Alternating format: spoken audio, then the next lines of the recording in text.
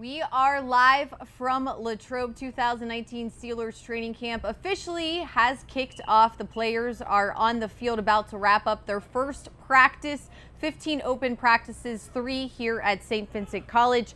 So glad to be back with everyone as football returns for the Steelers. I'm Missy Matthews, joined today by Bob Labriola. And I know the pads are not on yet. It's not as glamorous as you and maybe Tunch and Wolf want. But we're finally starting that process. We're starting that process. Yes, we're under the tent. You can see the St. Vincent, I don't know, is that topiary or whatever, there on the hill, and we're back. The band is back together. Let's go. All right, we heard from Coach Tomlin yesterday, a number of players as they checked in. We did find out shortly after that TJ Watt was placed on the physically unable to perform list. He is down there on the field wearing a baseball cap, watching as his teammates go through their first practice. Again, pads not going on until Sunday, so I think with TJ, you hope for the best. He was experiencing some tightness in his left hamstring, so we might learn a little bit more from maybe Coach Tomlin today after he had a chance to talk to the medical staff yesterday. But let's go down to the field because that's where all the action is, Lab. So let's send it down to Tunch and Wolf, who are standing by with our first day one practice report. You know, one thing about shorts and t-shirts is you really can't get into the hitting. I mean, it's football in shorts, and we didn't have to experience that we were already in pads. And so, you know, one of the things that it does is it takes your eyes off the linebackers and the offensive linemen and defensive linemen, and you focus on the skilled guys. Well, you know this, Chaluch. I mean, when sunscreen becomes as important as body armor, right? Yeah. Then you know you're not in pads, okay? You know, one thing I saw today that was very encouraging was Eli Rogers. Eli, that knee has completely healed. I saw him come in and out of breaks. The way he was running his routes, stop, start, man, he looks great. He looks back to his old self a couple years ago, and I'm really encouraged the way that Eli Rogers has healed up and the way he is taking control of that slot position right now. And Bob the Builder, as he's also known as, I mean, that's one of his AKAs. Right. The fact is you watch him, and he's playing with a lot of confidence. Right. You know, it takes some time to get over that knee injury. Right. Having had my own knee injuries, right. It takes a little bit of time to make sure that you are fully confident. When you have to go out and you have to break down and cut and move and all that other stuff, it's going to take a little longer process, but he looks like he's back. And you know what, the one thing is, he's not favoring it. You could tell. Now, well, we watched 7 shots, and that was exciting. I mean, first of all, the catch by Vance McDonald, you know, the Vanimal over Steve Nelson. I mean, he was doing the whole got to work your backside in and shield him and one hand the ball. Yeah. What a great job of putting him there. But the second one, we got Brian Allen one-on-one with James Washington. He jams, he moves with him, and then he high points at the flag, and he goes up and he makes an interception. It was tremendous. You know, Brian Allen is one of those guys that we said was very raw first couple years.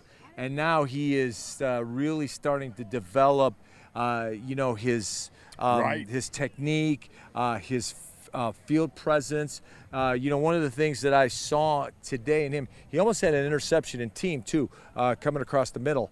And one of the things that I'm noticing about, he's much better at reacting from the man to the ball. You know, that's always tough for young guys, is to transition from man to ball.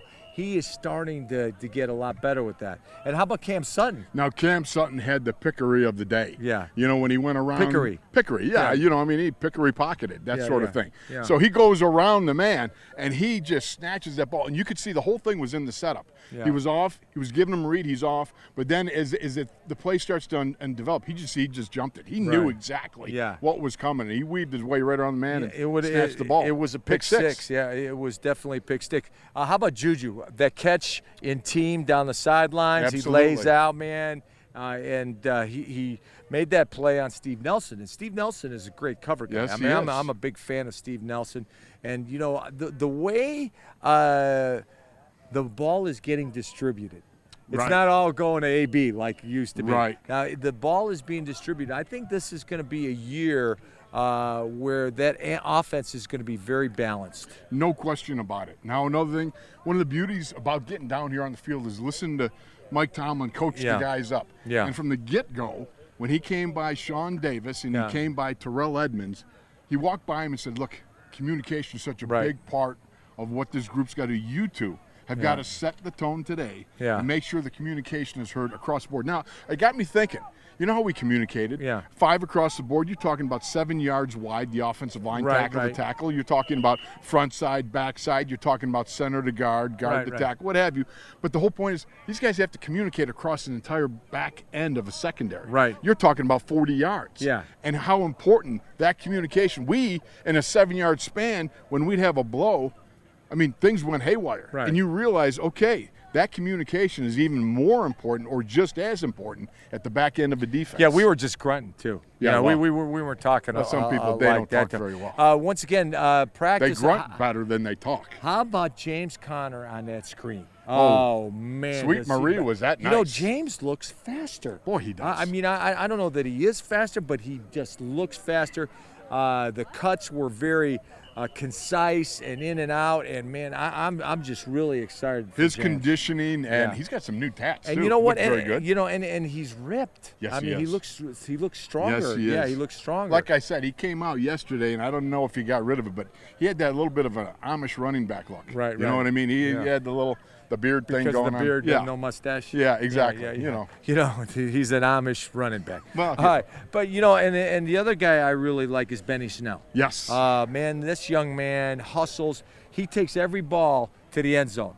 And we just saw him, right? You know, we just saw him finish the run. Power. He's compact, and he's that's power. the word that keeps coming to my mind. Yeah, that's right. Just smoothly powerful. Yeah, that's right. All right, back to you, Miss. That's all from down on the field. All right, guys, thanks so much. They were talking also about Ben Roethlisberger, who spoke to the media today, and Ben said he's probably going to follow his normal training camp routine of having a full day of practice, then a half day, then a day off. So we'll see if that follows suit. But number 7 was out there today. When he talked earlier today, he was talking a lot about the wide receivers group and getting acclimated, spreading the ball out. So let's take a listen. Me, I know what they can do. I know that they can catch. I know they can play. I want to see who makes the least amount of mistakes, who can get a subtle hand signal, who can interpret even visual signals, just kind of looks and things like that. So that's the fun part. That's the part that I enjoy and that they've enjoyed so far too, I think, and just seeing how we can mesh together.